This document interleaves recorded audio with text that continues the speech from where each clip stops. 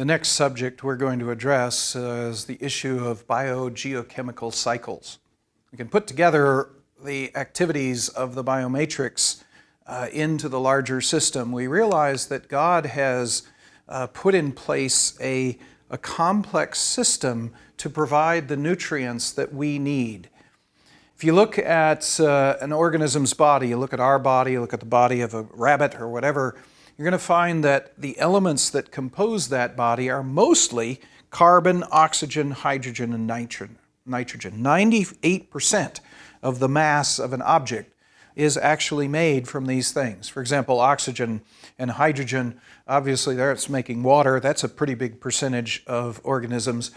Between carbon, oxygen, hydrogen, and nitrogen, you've accounted for most everything that an organism is made up of. But turns out there are other elements that are found in organisms. They're rare but necessary. Here they are listed. It doesn't mean that you need to know these things, but boron, calcium, chlorine, molybdenum I mentioned, phosphorus, zinc. There's a number of elements that have to exist in an organism for that organism to survive. It also means that somehow each of these things, even the things that are rare, have to be provided to the organism. They have to be provided as organisms come into being. As a rabbit is born, as it develops, it's got to get these elements somehow as it develops its body.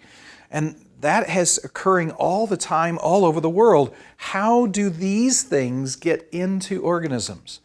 They get there by what we call biogeochemical cycles.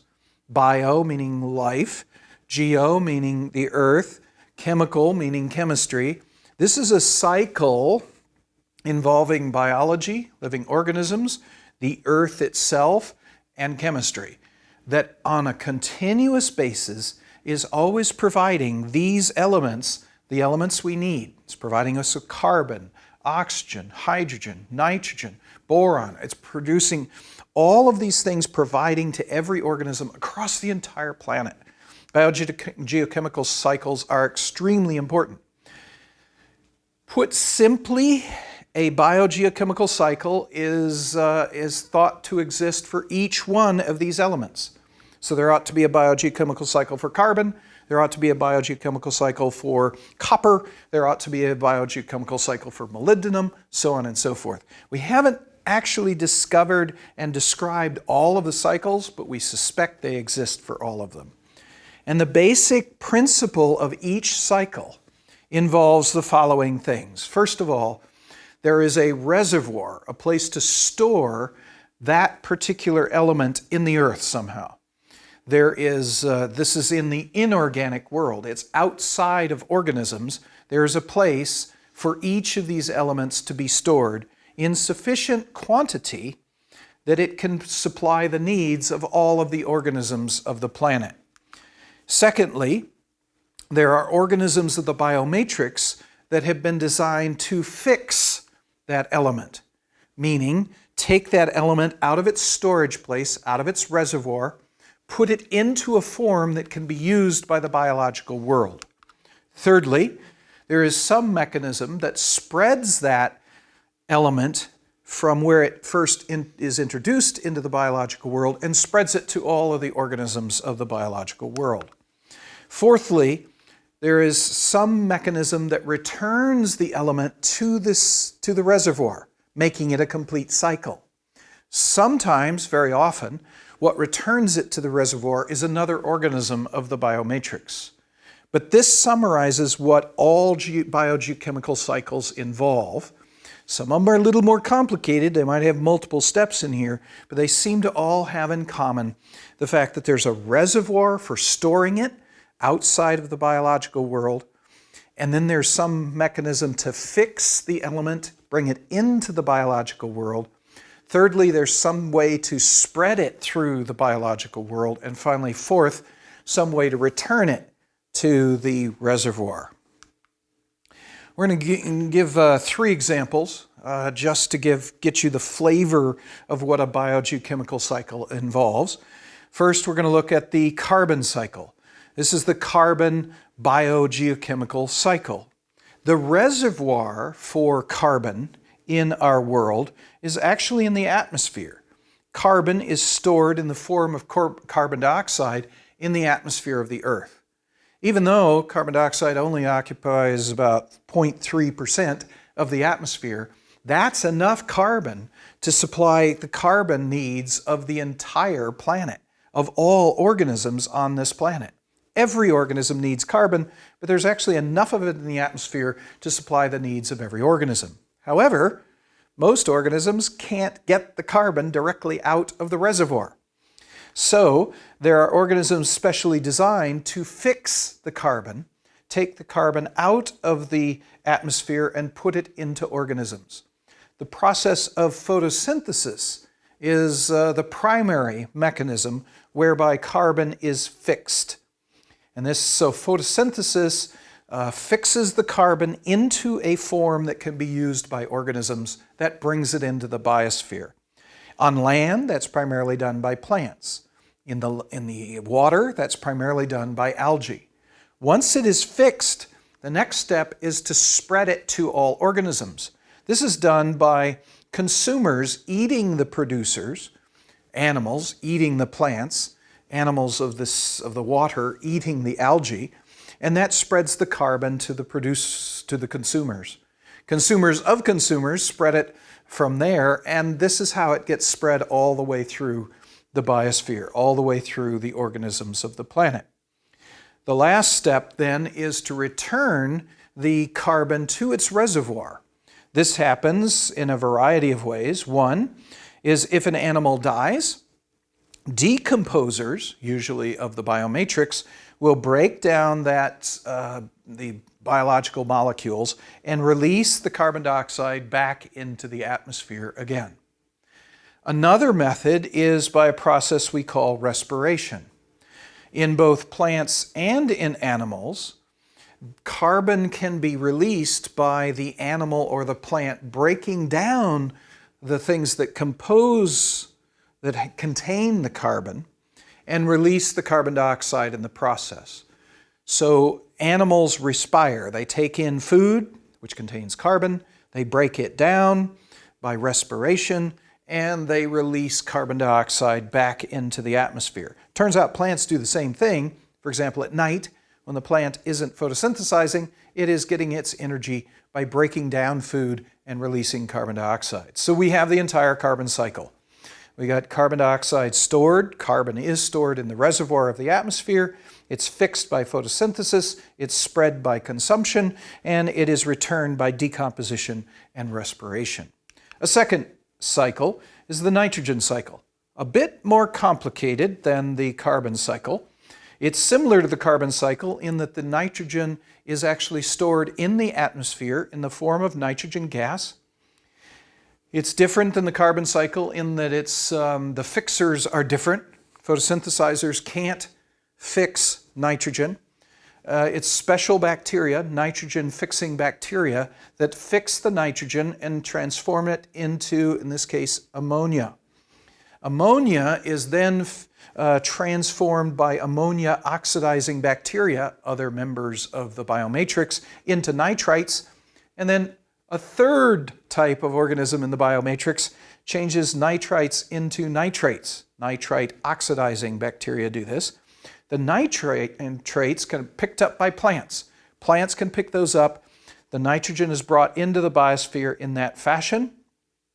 The nitrogen is then spread through the biosphere by consumption, by animals consuming the plants.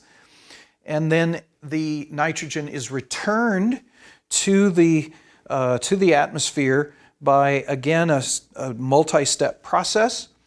Decomposition produces ammonia, and then that can go back through the system back into nitrates again, or nitrates can actually go back into the atmosphere by denitrification done by denitrifying bacteria. I know that's a bit complicated. There's just extra steps in here that allow the nitrogen to be transformed in not just one step, but multiple steps. But otherwise, it's the same sort of thing. It's nitrogen stored in the atmosphere, fixed by nitrogen-fixing bacteria, spread by consumption, return to the atmosphere by decomposition. In the case of nitrogen cycle, it's got some extra steps in there. It's not done by one organism, but by a string of organisms, but it's still a cycle providing nitrogen. A third example is the sulfur cycle. Here, the sulfur is stored in a different place than nitrogen and carbon, which are stored in the atmosphere. Sulfur is stored in rocks of the earth. And this is true of most of the other elements, in fact, that we need.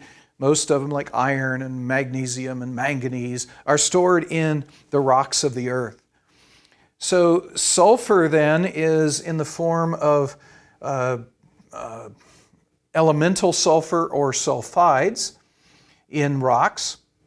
And so we have sulfur oxidizing bacteria that transform sulfur into sulfates, and then the sulfates are picked up by trees, by plants. So we've got the fixing organisms in the sulfur cycle are usually the sulfur oxidizing bacteria. Then the sulfur is spread from the plants to the animals by consumption, and it is returned to the reservoir of the rocks by decomposition. Decomposers will send it either directly back into sulfates, which can turn it back into the biosphere again, or the sulfur-reducing bacteria can put it back into sulfide or elemental sulfur form. Again, same sort of principle. It's stored, in this case it's stored in rocks. It is fixed, brought into the biosphere, spread through the biosphere by consumption, returned to the reservoir by decomposition. The biogeochemical cycles are amazing things, really astonishing designs. The question is, where did they come from? Where does this process of where's the biomatrix come from? Where do these biogeochemical cycles come from? And the first observation to answer that question is to observe that the biogeochemical cycles are what I call elegant. I have not introduced that term before, so I need to explain that. What I mean by elegant is something that's pretty and simple. More specifically, elegance is when you do something rather complicated in a very simple and beautiful way. There's usually more than one way to do things, and sometimes one way to do things is to have a very complex process that is very awkward and clumsy, but it does do the job. Like you could design a car that could get you from one place to another, but it would look really ugly. And it might be a little, little rough ride, but it would fulfill the function. On the other hand, someone else with much more design sense could create a car that looked pretty and got you to where you were going and did so very smoothly. You would look at those two cars, both of them got you there, both of them did what a car is supposed to do, but one's prettier and one is smoother. The one that is prettier, you're more impressed with the designer of the one that did it so that it looks good and that it's smooth.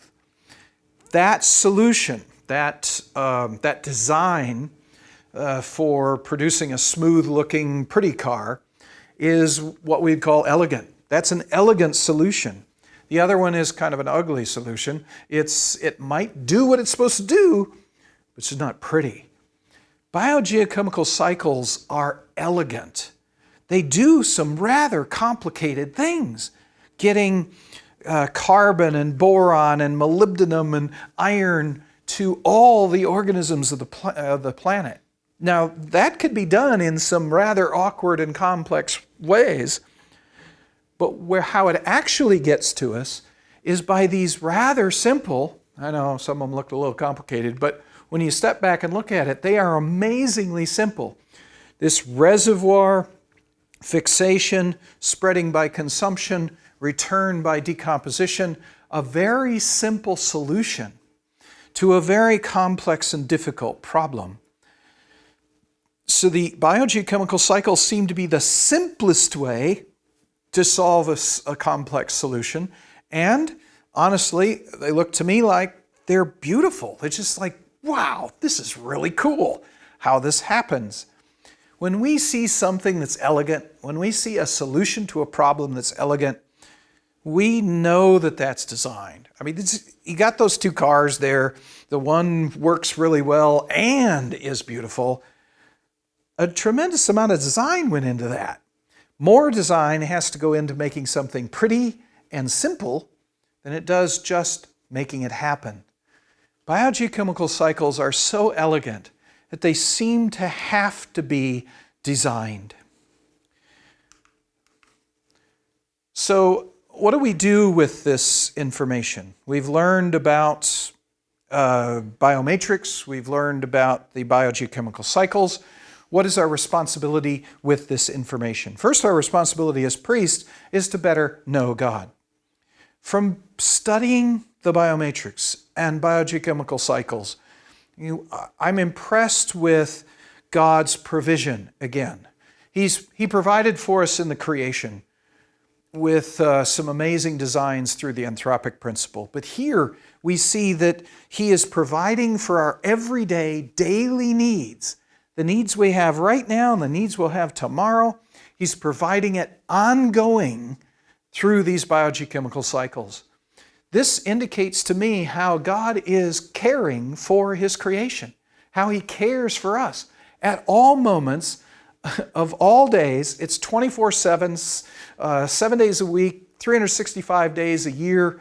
It's continuous, never stopping. And if it ever stopped, organisms would die.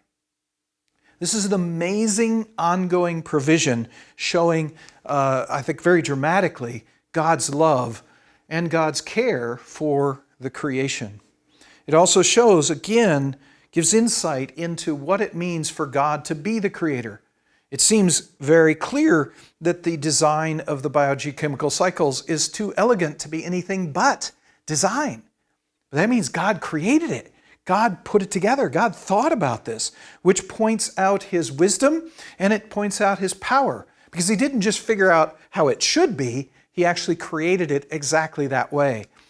And in the fact that we can see this, we can discover this, and we're still discovering it, indicates that He has created it in such a way that we can discover it. He wants us to discover it. He desires us to understand His love, His provision. So He's created these illustrations of His love in the creation.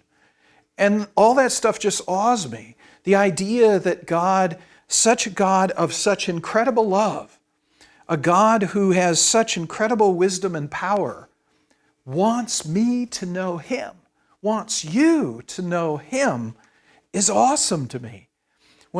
As I learn about biogeochemical cycles, about the biomatrix, and we're continually learning more every day about these things, I'm in awe. I feel like I want to stop every once in a while and just praise God. And in the process, I get so excited sometimes I want to bring others in. And when I do that, when I study the world that God has created and learn more about God, erupting into worship as a consequence, bring others into that worship, I am fulfilling my mandate as a creation priest. You can do the same thing. As you learn about biomatrix, as you learn about these things, and I would suggest you do so for the rest of your life, even if you're not going to be a scientist, learn a bit more about it every time, because the more you learn, the more you're excited about God, the more you know about God, the more you want to worship God, the more you want to bring others into that worship. You are fulfilling your responsibility as a creation priest. What about our responsibility as a king? We need to preserve the biomatrix that we have about us, those things that we see. We've talked about this before. This is just reiteration of what we've already seen. Don't destroy the water cycle. Don't destroy the carbon cycle. Don't allow organisms to go extinct if we can. Preserve the biomatrix that God has created so that we can pass on to the next generation the same picture of God that we see, which is an awesome God that looked forward, anticipated our needs, and created the world in such a way as to meet our needs every single day of every single year of our lives.